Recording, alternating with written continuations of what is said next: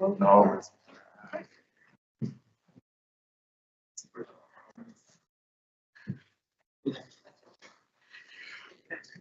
Hi everyone, and a warm welcome to the public dissemination of the Masters in Transdisciplinary Studies, Climate, Environment, and Energy.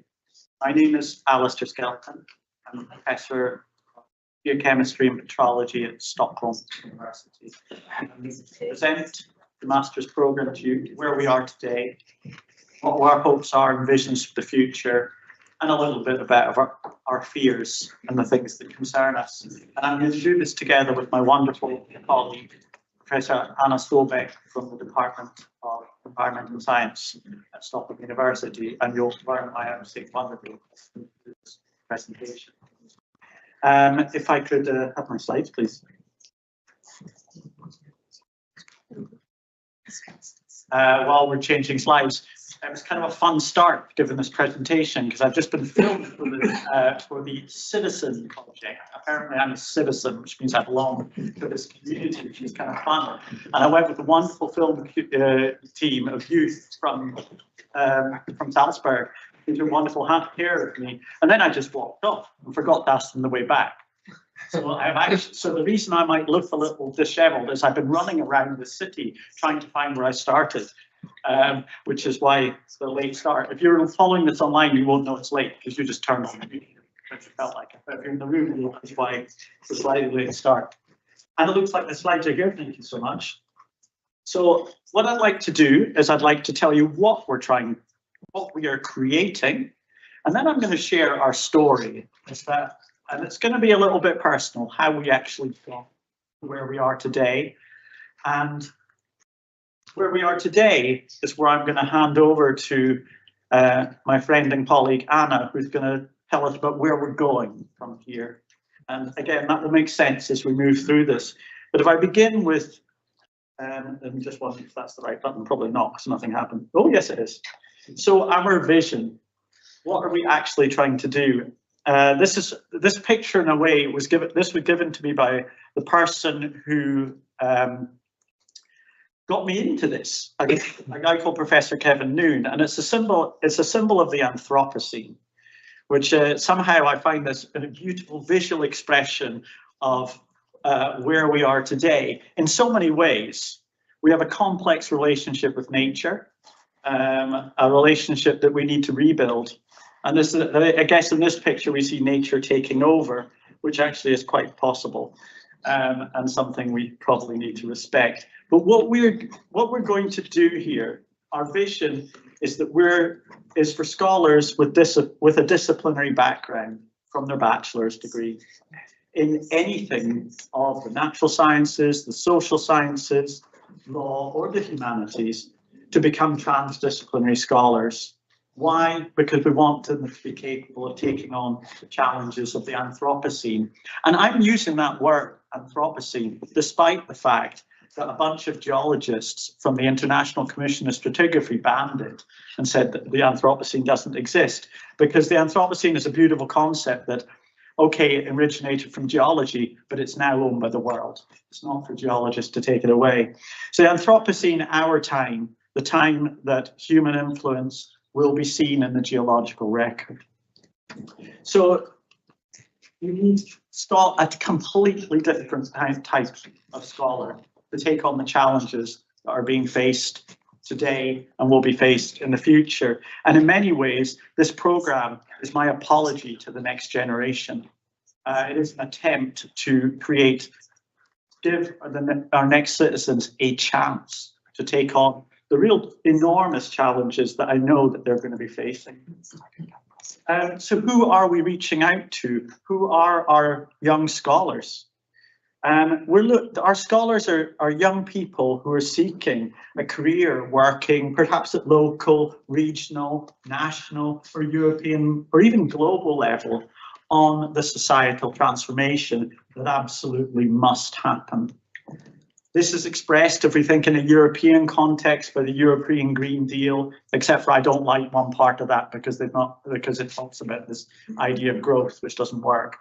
But other than that, we're looking at people who want to be an active part in this societal transformation. It's also scholars engaging in the massive challenge of transdisciplinary research with our focus area, climate, environment, and energy. We had a workshop here yesterday where we looked at the idea of transdisciplinary. It's such a complicated concept. We are so far from fully grasping what it actually means to, does it mean working across disciplines with stakeholders?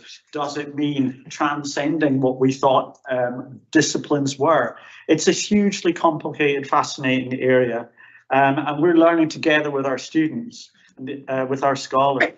The program itself, this is what we're creating.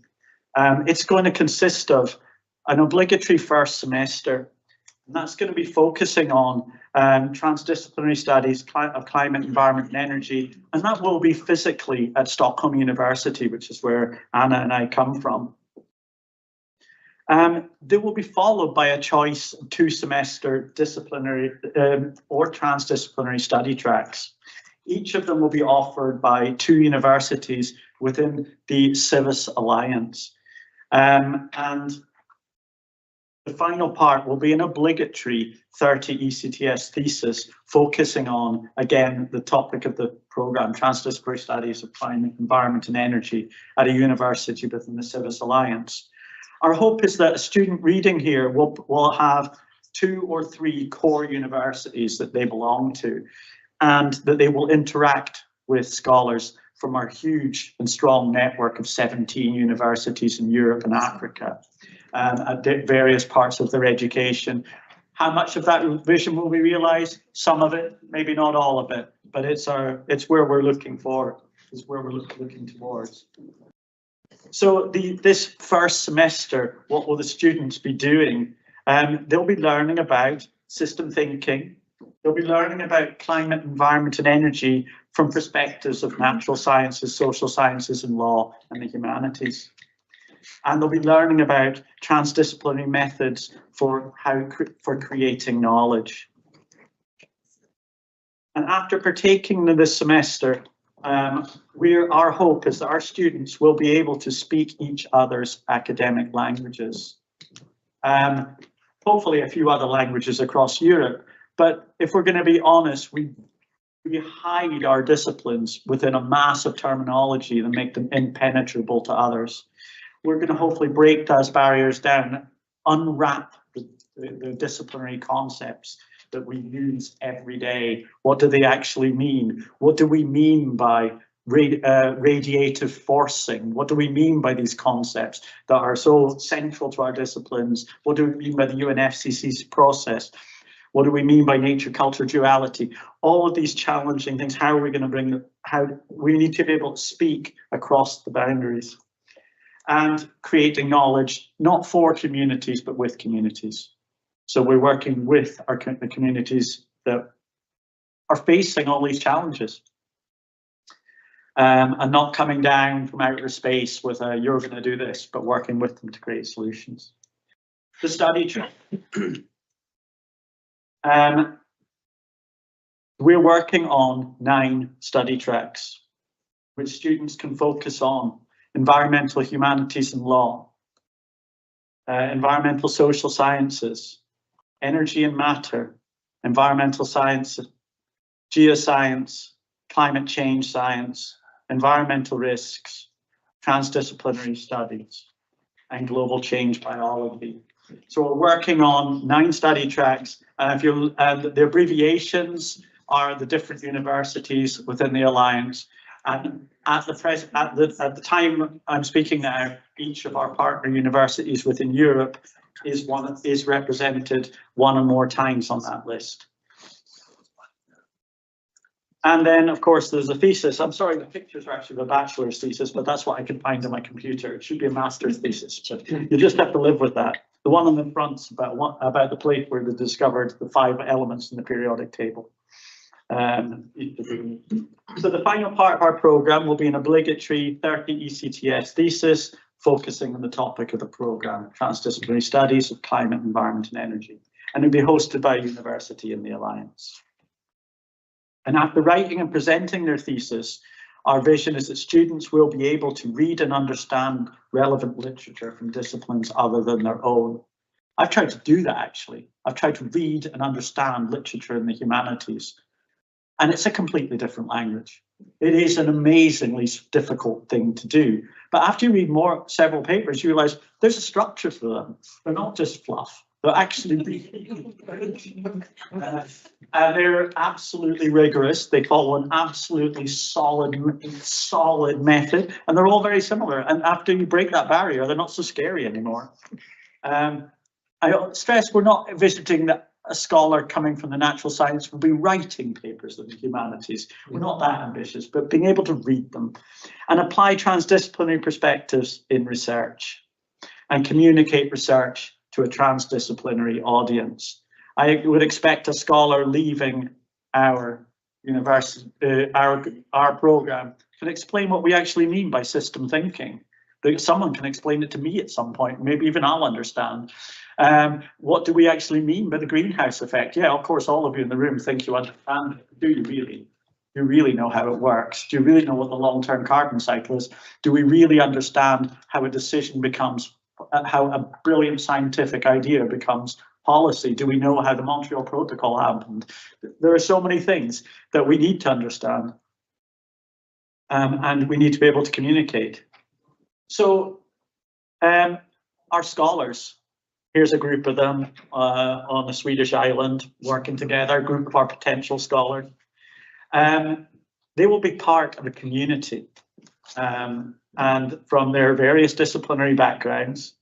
And the way that's going to happen is that they're going to be together, physically together, for a half of a year in Stockholm. They'll be in the field, they'll be walking together through the forests, they'll be getting to know each other. So when they leave Stockholm, they've got a bunch of friends from across Europe.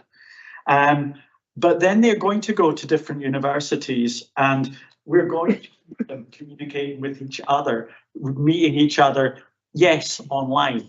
We're going to respect the environment. We're not flying them all over the place all the time. And they'll be meeting regularly with one another, what we're calling a transdisciplinary stream. So that's going to be, they're going to be meeting outside their lecture hours so that they can communicate with each other and their team of educators throughout the program. And we will create the option of a transdisciplinary summer school, a right option because there isn't guaranteed a way of finding the money that gets all the students be able to do that. So it would like to be a forced thing, but it can only be a forced thing if it's financially viable. But the option, absolutely, and the option of presenting their thesis work at an end of program conference where they meet together. So despite the fact that they will be there for a semester and then spread out across Europe, we want to build a cohort of young people who actually know each other at the end. Our community of educators, our educators are creating the program together. And by the way, for all the educators who are here in the room, that's exactly what's happening this afternoon. So eat a good lunch and drink lots of coffee, you're going to need it. The first semester is being co-created and will be co-delivered by educator teams from across the Alliance. Because we're going to have the option for educational activities being live streamed to Stockholm, we overcome at least one of the challenges involving our universities in Africa, in that it makes it easier to participate when we don't have huge transport costs where we simply don't have a budget to cover. Our educators will also will have the option of meeting with one another online by the transdisciplinary stream. at our summer school and at the end of program conference, because it's important those educators do get together, do meet together. Oh yeah, some of them are really, really dedicated educators. Passion. This is one of them showing his love of nature. By the way, the educator there is kissing a migmatite. Those are half melted rocks. They're really special. If you saw one, you'd kiss it too. And we have our communicator, a community of administrators. There's a whole load of you who are all part of it. These are the part of the community I have good photos of. So that's and so if you don't see your photo there, that's not because I don't care about it. It's because you haven't sent me a nice photo of you. Our administrators are making our vision a reality, because academics have great visions. We have these brilliant, wonderful ideas, at least we think they're brilliant. And we're completely unable, or we don't even know where to start to make them reality. What about nasty words like tuition fees, paying for staff, admitting students, finding houses for students, grading students, awarding degrees? We kind of need to work out how to do all of that stuff. And here we have we've got a brilliant team in Stockholm, and we've got a brilliant team across the Alliance. And we're building trust with those on those teams, between those teams, so that we can somehow do this. Thankfully, it's thankful for the academics that all of you are there for us. Okay, so how did it all begin? So I'm going to just tell our story, and I'm going to tell our story up to the point where we more or less are now, and then I'm going to hand over to Anna, who I think will take our story forward and tell us help us find our way where we're going. Okay, our story begins in Brussels on the 25th of November 2021. And this was the 10th meeting of the Hub 1 councils, and it was the first global Civis Days. Some of you were there. It was we were in the pandemic. It was the first time meeting afterwards. It was the years of face masks. It was the years of keeping 2 meters or whatever apart. It was a challenging time, and it was our previous 9 meetings had been online. In all honesty, I think Civis would not, at least our part of Civis would not have succeeded had it not been for the pandemic. The pandemic forced us to learn how to communicate online in a completely different way. Had everything had to be physical meetings all the way along, I think we would have met less, and we would maybe not achieve what we did. So I don't think we have much to thank the coronavirus for, but I think the coronavirus might have helped us get to where we are today with Civis. I'm not sure. This sketch we made after that meeting. It wasn't made actually at the meeting. I outlined this sketch sitting on the train from Brussels to Hamburg, and then shared it with the Hub. And what I like about this sketch is it's extremely similar to what we're creating. It's actually not changed very much over all of those years. There's a few details, if you look at it, that it's actually not absolutely identical, but it's not very different. So this was a vision that started with a group of people sitting together in a little room in Brussels. And if I move forward, the next part of the story happens in Stockholm in June in 2022. This is the 15th meeting of the Hub 1 Council.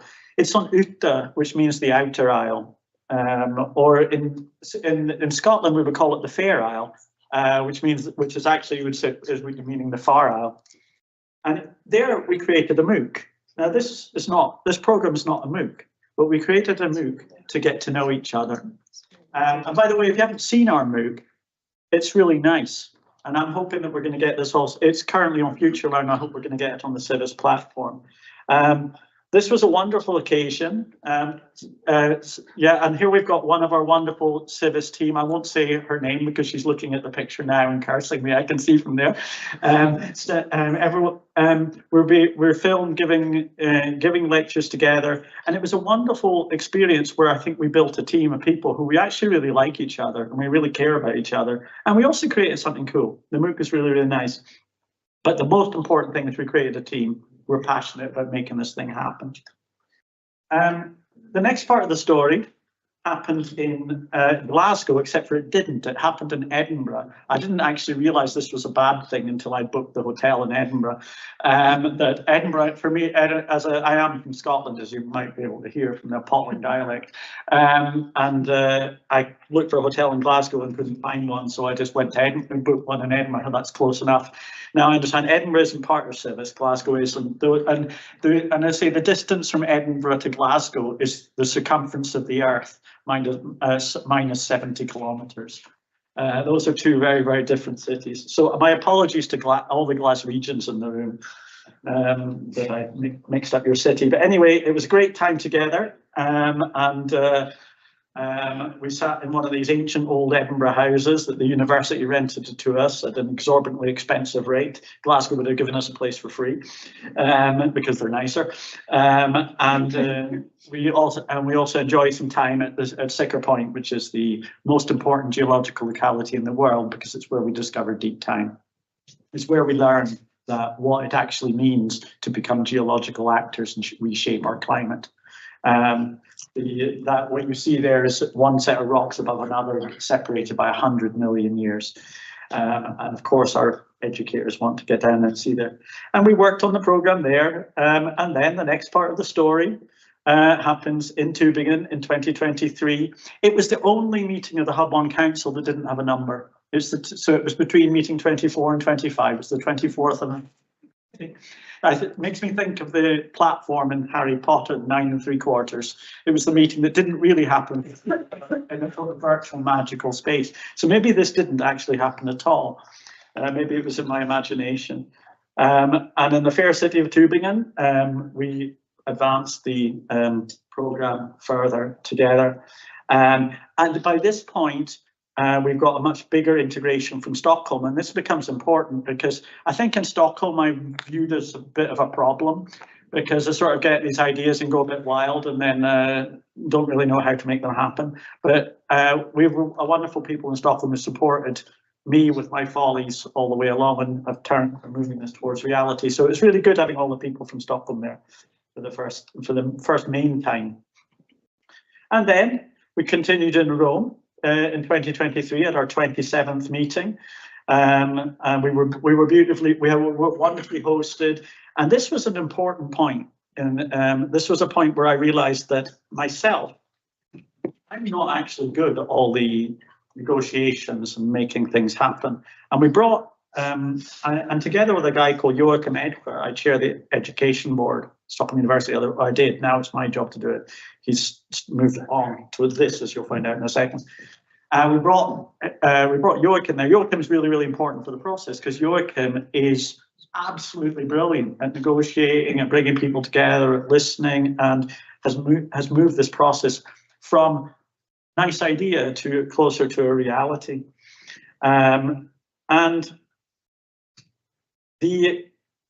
Then we have the chapter of our story where we met for, thanks to the efforts of Sarah, who's, I think all of you know, we had an Erasmus Mundus Design Measures application funded with a score of 100 out of 100 for this part. The friends in Glasgow, Celine as well. And Celine.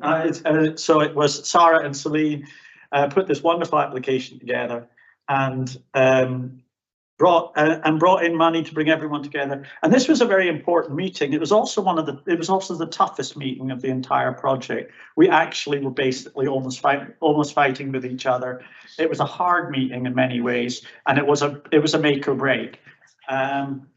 Harsh words were said, and then kind words were said, and and we're actually all sitting here today together, which does symbolize that maybe that meeting in Stockholm where everyone really expressed what their frustrations was necessary. And then there was nice Swedish food afterwards. So so one of the many things I didn't realize about this master's was it needed somewhere to be. It needed a home. I'm from geological sciences. This is a program focusing on the environment. My department is the wrong place. for many, many reasons to be a home. And in Stockholm University, a program has a home at a department, not at the university as a whole. So we need to identify a home. So we brought in our head negotiator, Joachim Edpa, to find a home. And the answer to where the home should be became very, very obvious.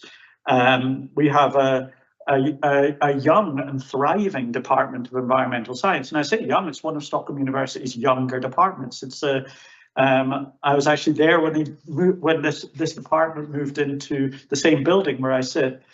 It was super important that this happened. The department, partly because it was the Department of Environmental Sciences, but more so because of the people at the Department of Environmental Sciences. Anna, who you're shortly going to meet, is, in my opinion, a visionary. She sees past everything to the vision and where we're wanting to go. And Anna's paired together with Anne-Christine, who's the voice of reason. Anne-Christine helps us find reality in our mad visions. Anne-Christine is also visionary, but she is the rock upon whom we depend. And with that, you've heard enough of me. It's time for Anna.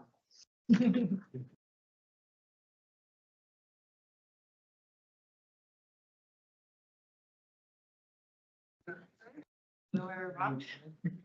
So, yes, the program that many of you have been working on a lot to develop ideas for and a vision for needed a home. And the home could be at Stockholm University. The Stockholm University leadership really did want it to be at Stockholm University. And we were I was approached with a question, could it be at our department? That's the question. And it actually was not an easy decision because I realized then it would be a very challenging thing to do. It's a huge thing, 11 universities working together across disciplines to create a master program. So it was not easy, but we did say yes. And maybe it's good that I did then not understand the full complexity of it. And we might actually not have said yes. But we did so, and I'm glad we did. We are, as Alasdair said, we are at the Department of Environmental Science, and we do interdisciplinary research and teaching, meaning that we have experience from and interest in, and we see the value in disciplines working together in order to understand challenges that we are facing. This is one of the reasons to why I would argue, or I did argue to our department to say yes. I believe in the vision of this program. And the reasons I do so are obvious, and they are also aligned with what Alasdair has already said, that I am 100% sure that for us, for society, to actually make the transition that we talk about so much, but it easily just becomes fluffy words that really don't mean anything. But for that, transdisciplinarity is key, and I will tell you what I mean with that. I also see that this program, of course, it offers great and interesting and inspiring pedagogical challenges, which all of us who teach can also see and feel attraction to. I love to teach, and teaching in this program will for sure teach me a lot as well. So we will learn a lot, and we do so, and I'm glad for that. So why transdisciplinarity? And when I say it's key, I don't mean that disciplinary knowledge will not be important. Of course it will be, but we need to add transdisciplinarity to it. I will give you just one example from my own field. But we start with electrification. This is one of the solutions for the green transition that our governments and that also the European Union has provided to us. And the reason is obvious. We need to cut down on fossil fuel emissions. So electricity, yeah, that's a solution. Good. But this also actually leads to increased emissions of fluorinated chemicals, the so-called forever chemicals. And they are called forever chemicals because they never, ever break down. They are emitted into the environment and they stay there. And this is problematic because they are toxic and they are endocrine disrupting. So by solving one problem, we create another problem. And this is just one tiny example among so many in how we, society, try to deal with challenges. And this is what we have to avoid, and that's why we have to go transdisciplinary. So just examples of why this is so then. Well, for the electrification, for that solution, we have to be able to store electricity and so the batteries. And these perfluorinated chemicals are used as electrolytes in those lithium batteries. So we need to work on the development of alternatives to these fluorinated electrolytes. For the electrification, we also need electric sources. This is currently a huge issue in Sweden, and I guess it is many other countries as well, because the factories that are to build, make all these batteries, they also require a lot of energy. Where is that energy going to come from? That's another issue where we also have to think transdisciplinary. Batteries, yeah, that also means a huge need for minerals and metals. And where are those going to come from? This will for sure continue to create geopolitical problems and challenges because many of them actually do come from Russia. And we all know challenges with that in the current situation where we are in now. It also causes goal conflicts, of course. How about mining in nature conserved areas, reserves, or in areas of indigenous people? We have these issues in Sweden, and I know they are currently everywhere. What is the right thing to do in order to understand those problems that are connected with the solution of electrification? We have to go transdisciplinary. And the story just goes on and on. We need to understand chemicals regulation in order to understand how we can reduce the use of perfluorinated chemicals in battery production. We need governance and incentive structures to reduce the use of perfluorinated chemicals because there are alternatives. They are not as efficient in storing electricity as for the batteries as the perfluorinated chemicals, but there are alternatives. And in order to develop those, there need to be incentives in place. In order to produce those, one has to understand the full picture. And of course, the bottom line is also behavioral changes. Alasdair mentioned the new Green Deal and that the concept there is still growth. Maybe we have to change our behavior, right? And so that is also part of the bigger picture, the transdisciplinary picture. And we can go on. This is just one example, just a few things to illustrate what I mean and why I say that sustainable solutions for the future must navigate across disciplines.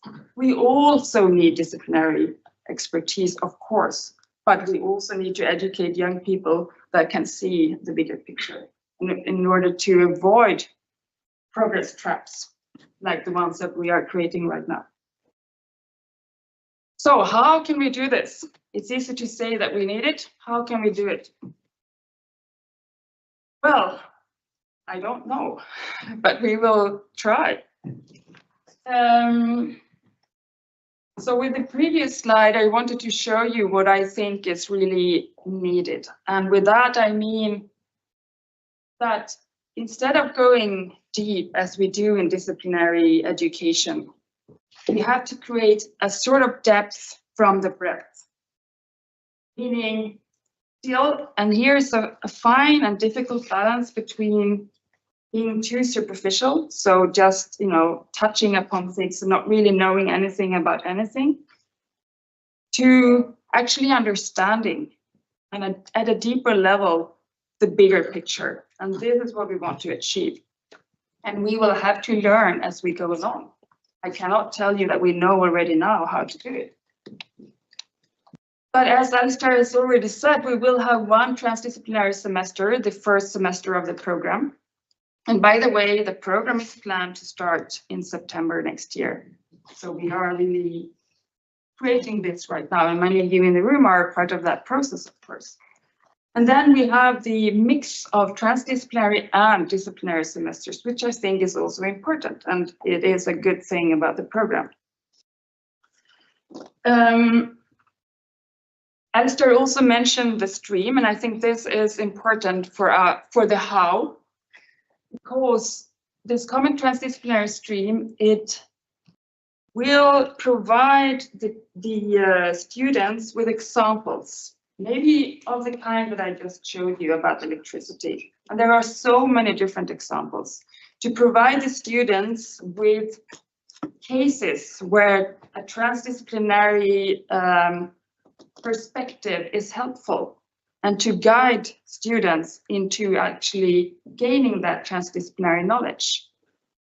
That is one goal or aim of the transdisciplinary stream, but it's also there to educate us teachers and students together so that we all learn about transdisciplinarity and how to convey it. And also to, of course, develop ideas and understanding of how to work with the degree projects at the fourth semester in a transdisciplinary manner. And I think that's all.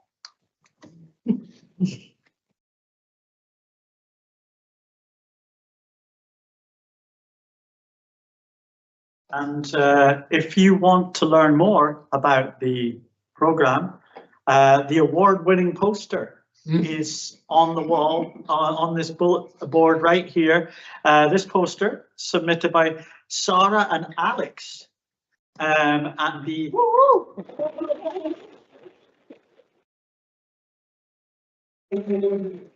poster at the session. So do have a look. Thank you, and we look forward to welcoming you to the first, see the first set of students joining us through this adventure. Good.